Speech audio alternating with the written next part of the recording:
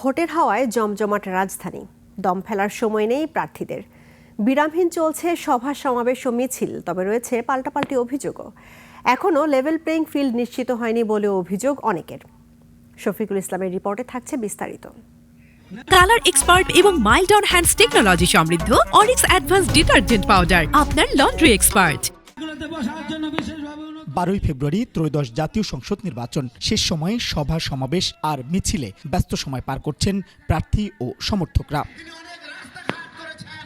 ভোটারদের প্রতিশ্রুতির জানান দিতে কুর্মিটোলা হাই স্কুল মাঠে সমাবেশ করেন ঢাকা 18 আসনের বিএনপির প্রার্থী SM জাহাঙ্গীর হোসেন। বলেন, কেউ কেউ নির্বাচন নিয়ে প্রোপাগান্ডা ছড়াচ্ছে।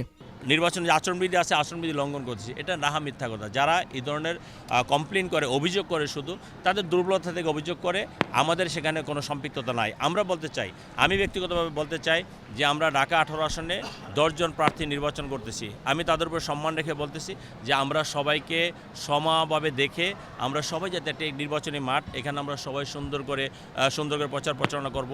জনগণ সিদ্ধান্ত নেবে কাকে ভোট দেবে। আফতাবনগর এলাকায় ঢাকা 11 আসনের বিএনপির প্রার্থী ডক্টর MA কাইয়ুম জনসংযোগকালে বলেন, নির্বাচন নিয়ে কোনো ষড়যন্ত্র বরদাস্ত করা হবে না।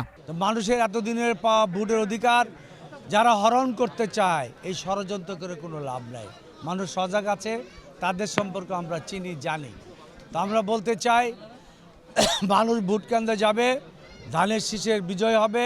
ঢাকা 9 আসনে 11 দলীয় নির্বাচনী ঐক্যের প্রার্থী জাবেদ মিয়া রাশিন ভোটের মাঠের পরিবেশ নিয়ে অসন্তোষ জানান।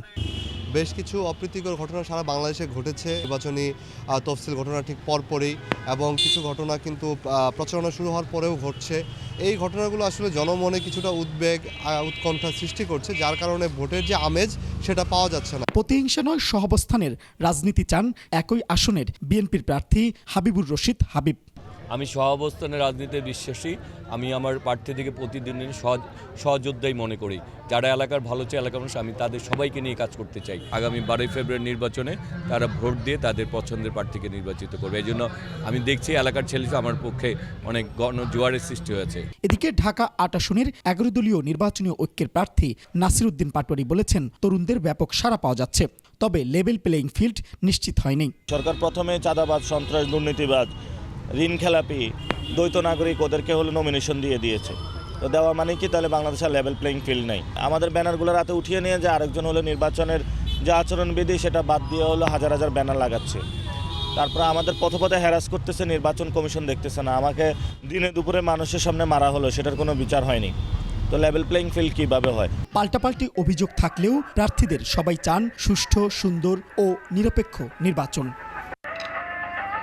শফিকুল ইসলাম, 21 টেলিভিশন, ঢাকা।